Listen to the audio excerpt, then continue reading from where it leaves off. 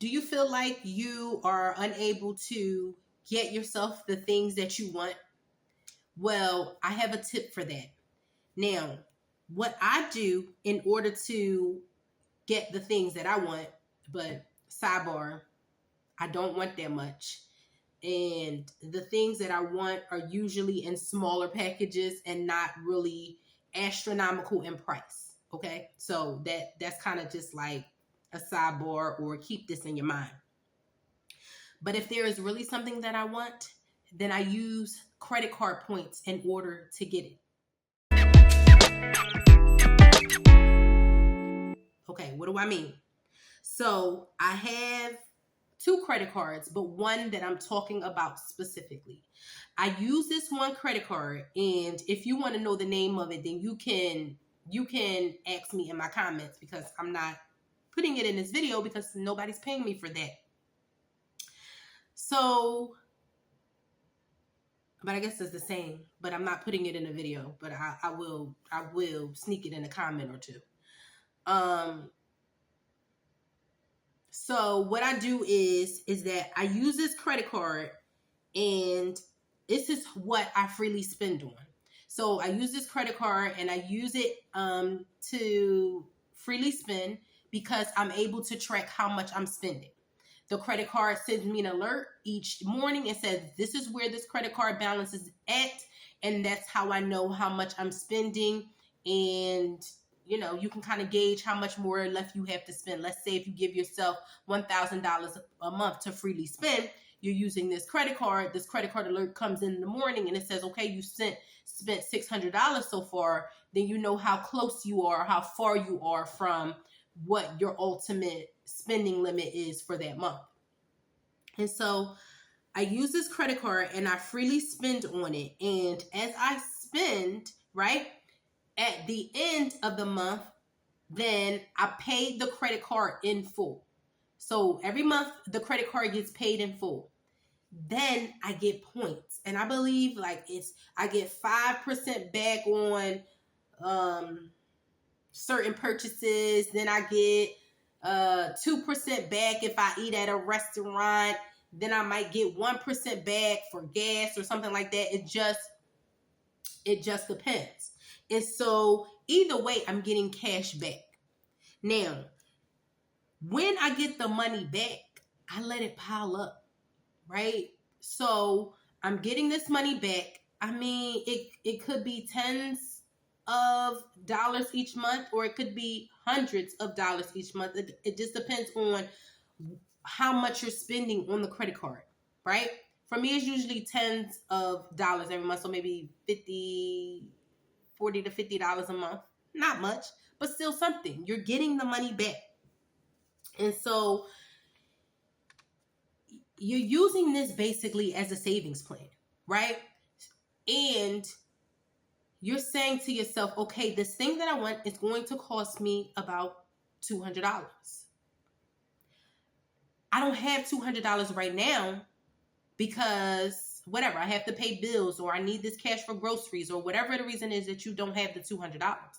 But you know that you're earning these credit card points that you can actually turn into cash. And so as you're racking up the points, you're not spending them, but you're indeed saving them for the things that you want. So you are practicing delayed gratification, right? That's one thing. You're practicing delayed gratification. You're teaching yourself how to not instantly purchase what you want all of the time, because life don't go like that. Life ain't like that, where, oh, I wake up, I want this thing and I get it. Or I turn on the TV, I see this thing on the commercial, and it looks good to me and I get it. That's not how we do things. Not as budgeters, right?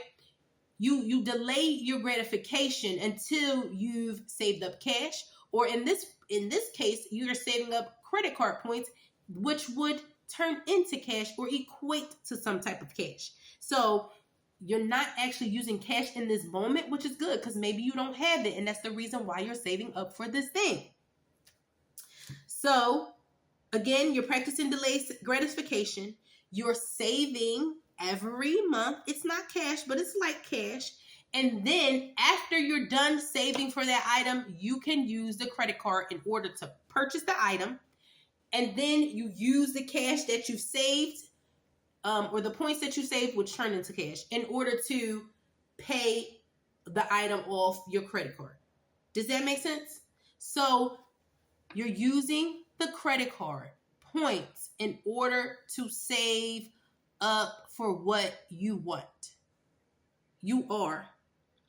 And you're not spending the points each month, right? You're not. You're collecting them, you're gathering them, you're saving them until you get to the point where, oh, now I can buy this particular item.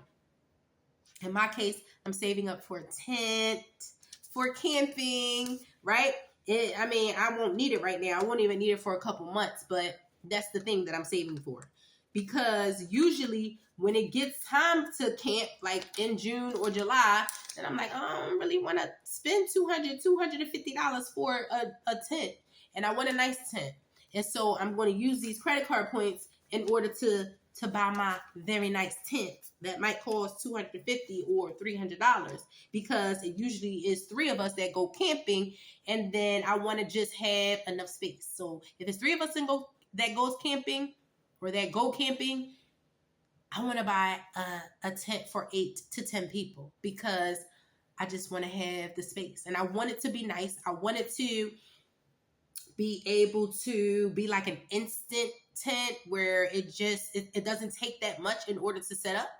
And those are usually on the higher side. Okay, so enough about my wants. You can think about the thing that you want that you're saving up for. Now, I do have a second credit card that is similar to the first, where you spend on it, right?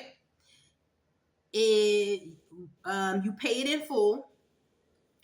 You then accrue points, and you take the points and you can turn them into cash.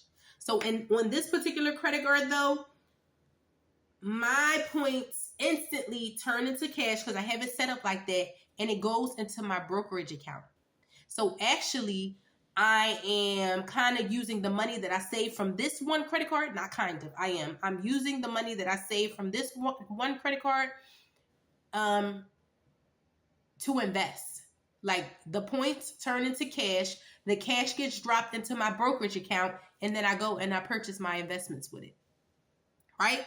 And so that's kind of a cool credit card where, hey, these points turn into cash, and then the cash gets into my brokerage account, and then I just turn around and I purchase whatever I want with it, whatever type of stock you want, whether it's that ETF, whether it's that single stock, that Apple stock, Google. They all been doing amazing, right? And so in this particular case, I want a tent that I wouldn't normally buy with cash, and this is the way that I'm going to get it. And in another case, I have a credit card that's taking my points and turning them into cash, and I can use it to invest. Like, that's really cool.